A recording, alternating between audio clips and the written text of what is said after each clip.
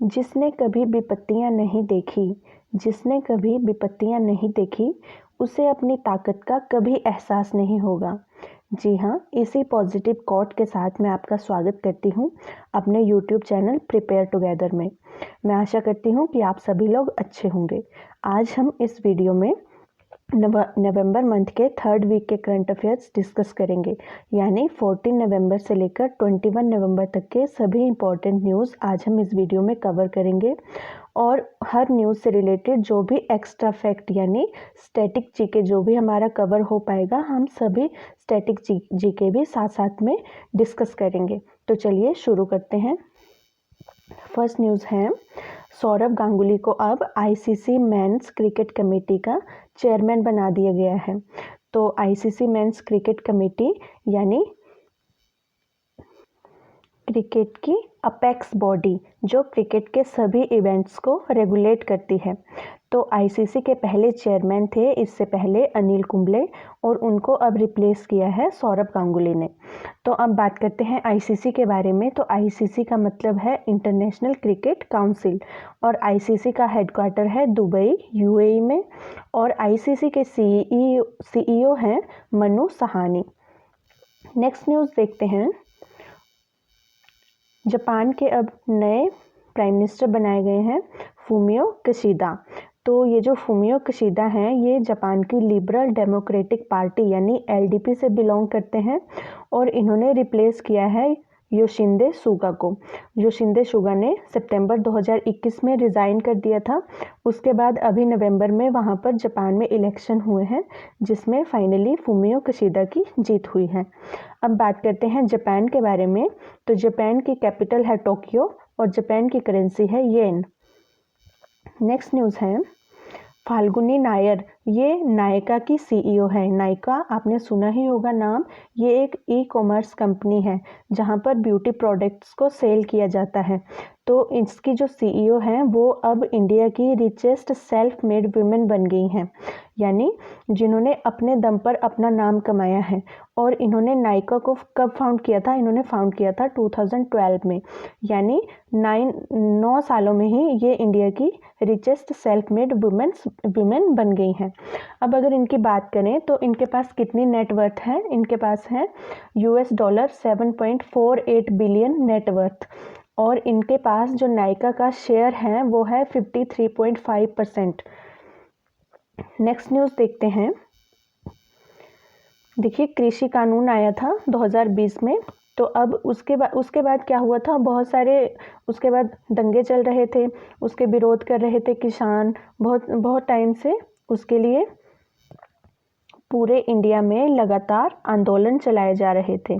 तो अब उस कृषि कानून को वापस ले लिया है सरकार ने कि अब उस तरह का कोई भी कानून नहीं होगा।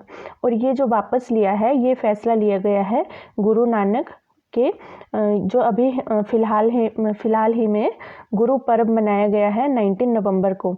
गुरु नानक जी का बर्थडे था, उस दिन मनाया गया है गुरु पर्व, और उस दिन ये फैसला लिया गया है सरकार के द्वारा। तो देखिए, अभी इस बारे में कोई भी बिल पास नहीं हुआ है।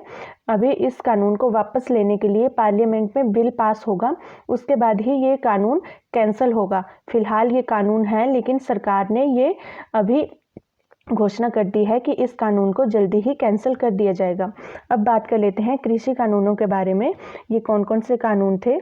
तो देखिए, इन कानूनों के प्रावधानों के मुताबिक किसान अपनी फसलों को देश में कहीं भी बेच सकते थे, और एक राज्य के किसानों को दूसरे राज्यों में अपनी उपज बेचने के लिए मंडी कर भी नहीं लगता था। और इसके अलावा किसान एमएसपी मंडियों के बाहर भी अपनी उपज को ऊंचे दामों में बेच सकते थे। लेकिन अब ये रोल बैक हो गया है, यानी सरकार ने इसको कैंसिल कर दिया है। नेक्स्ट न्यूज़ है, एनसीबी के नए डीजी बनाए गए हैं सत्यनारायण प्रधान। एनसीबी यानी नारकोटिक्स कंट्रोल ब्यूरो। तो इससे पहले सत्यनारायण प्रधान एनडीआरएफ के डीजी थे, और अब बनाया गया है इन्हें एनसीबी के डीजी, और ये रहेंगे 31 अगस्त 2024 तक, या फिर कोई फर्दर ऑर्डर आता है तब तक। तो एनसीबी की बात करते हैं। एनसीबी की स्थापना हुई थी 1986 में, और एनसीबी का हेडक्वार्टर है दिल्ली में। नेक्स्ट न्यूज़ है, देखिए जो विमेन क्रिकेट है वो अब कॉमनवेल्थ गेम में शामिल कर लिया गया है और इस साल जो 2022 में बर्मिंघम में कॉमनवेल्थ गेम्स होंगे वहाँ पर ये डेब्यू करेंगी विमेन क्रिकेट। तो इसके बारे में अभी अनाउंसमेंट कर दी गई है और ये जो फॉर्मेट होगा, कौन सा फॉर्मेट होगा, ये T20 फॉर्मेट वहाँ पर जाकर खेलेंगी। तो अब बात कर लेते हैं बर्मिंघम के बारे में। तो देखिए बर्मिंघम कोई कंट्री नहीं है बल्कि ये एक सिटी है जो कि इंग्लैंड में स्थित है। नेक्स्ट न्यूज़ है, ओडिशा सरकार ने एक नया इनिशिएटिव शुरू किया है और उस इनिशिएटिव का नाम है रक्षक। अब इस इनिशिएटिव में क्या होगा, जो रोड से रिलेटेड जो एक्सीडेंट होते हैं उनको कम करने के लिए ये इनिशिएटिव शुरू किया गया है ताकि अगर कोई एक्सीडेंट होता है तो उन्हें जल्दी से जल्दी किस तरह से हेल्प पहुंचाई जाए जिससे लोगों की ज़िंदगी बचाई जा सके। तो उसके लिए क्या होगा, 30,000 लोकल लोगों को ट्रेन किया जाएगा और 300 मास्टर उन्हें ट्रेन करेंगे और फिर उनको ऐसी जगह पर रखा जाएगा जहां पर जो एक्सीडेंट प्रोन एरियाज़ हैं उन जगह पर उन लोगों को रखा जाएगा ताकि कोई भी किसी भी तरह की फर्स्ट एड अगर उन्हें पहुंचानी हो किसी एक्सीडेंट होने पर तो वो जल्दी से जल्दी अपनी कोई सुरक्षा उनको फर्स्ट एड पहुंचा सके। अब बात कर लेते हैं ओडिशा के बारे में। तो ओडिशा के सीएम हैं नवीन पटनायक और ओडिशा के गवर्नर हैं गणेशी लाल पुरोहित। नेक्स्ट न्यूज़ है, अभी हाल ही में नेचुरोपैथी डे मनाया गया है और ये मनाया गया है 18 नवंबर को और ये 4th टाइम मनाया गया है इस बार। तो ये शुरू हुआ था 18 नवंबर 2018 को और अभी 4th टाइम ये डे मनाया गया है। अब नेचुरोपैथी डे की बात करें तो ये किस लिए मनाया जाता है, ये लोगों को ये बताने के लिए कि वो अपनी मेंटल या फिज़िकल हेल्थ को किस तरह से बिना दवाइयों के भी अच्छा रख सकते हैं। इस बारे में लोगों में जागरूकता बनाने के लिए ये डे मनाया गया है और इस डे को मनाया जाता है मिनिस्ट्री ऑफ आयुष के द्वारा। तो आयुष की फुल फॉर्म देख लेते हैं। आयुष का मतलब है A से आयुर्वेदा, Y से योगा एंड नेचुरोपैथी, U से यूनानी, S से सिद्धा एंड H से होम्योपैथी। तो अब बात कर लेते हैं आयुष मंत्रालय किसके अंडर है। तो मिनिस्ट्री ऑफ आयुष है, मिनिस्टर ऑफ आयुष हैं सर्बानंद सोनोवाल। नेक्स्ट क्वेश्चन है, इंडियन नेवी ने अभी एक स्कॉर्पियन सबमरीन अपने पास शामिल की है, यानी इंडियन नेवी के पास डिलीवर की गई है ये स्कॉर्पियन सबमरीन जिसका नाम है वेला। और ये जो सबमरीन है ये इस तरह की टेक्नोलॉजी पे बेस्ड 4th सबमरीन होगी और इससे पहले 3 और स्कॉर्पियन सबमरीन इंडियन नेवी के पास रिसीव हो चुकी हैं। उनके नाम है INS करनाज, INS कलवारी और INS खंडेरी और ये 4th स्कॉर्पियन सबमरीन है। नेक्स्ट न्यूज़ है, तेलंगाना का एक विलेज है पोचमपल्ली, उसको अब बेस्ट टूरिज़्म विलेज के नाम से मतलब ये इनको उपलब्धि प्राप्त हुई है। तो इनको ये किसने उपलब्धि दी है, इनको दिए हैं United Nation World Tourism Organization ने यानी UNWTO ने। और ये जो विलेज है ये अपने इकात साड़ी के लिए फेमस है जो कि हाथों से बनाई जाती हैं, अपने हैंड वोवन इकात साड़ी के लिए ये विलेज फेमस है। अब बात कर लेते हैं तेलंगाना के बारे में। तो तेलंगाना की कैपिटल है हैदराबाद, तेलंगाना के CM हैं K चंद्रशेखर राव और गवर्नर है तमिलिसई सौंदरराजन। नेक्स्ट न्यूज़ है, United Nation World Food Programme ने अपने नए गुडविल एम्बेसडर बनाया है डेनियल ब्रूहल को और ये एक स्पेनिश जर्मन एक्टर हैं। और इनको किस लिए बनाया गया है गुडविल एम्बेसडर, इनको बनाया गया है जो United Nation World Food Programme का एक मिशन है, मिशन हंगर, उस मिशन को अचीव करने के लिए, ताकि वो मिशन ये है कि कोई भी आदमी भूखा ना रहे। उस मिशन को अचीव करने के लिए इन्होंने इनको अपना गुडविल एम्बेसडर बनाया है। अब बात कर लेते हैं United Nation World Food Programme की। तो इसकी स्थापना हुई थी 1961 में और इसका हेडक्वार्टर है रोम, इटली में।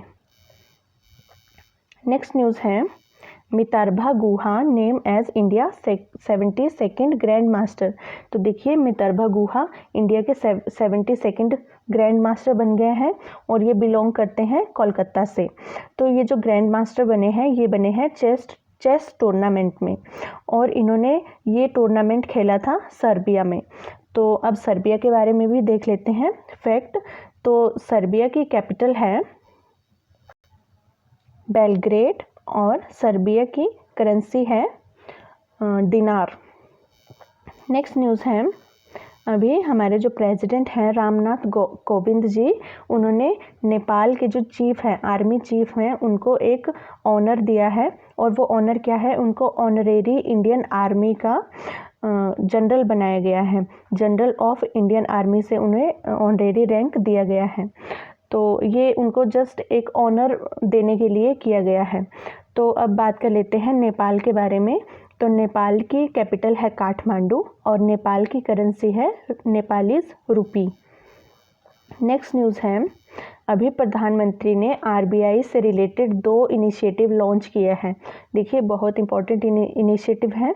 फर्स्ट जो इनिशिएटिव है उसका नाम है आरबीआई रिटेल डायरेक्ट स्कीम।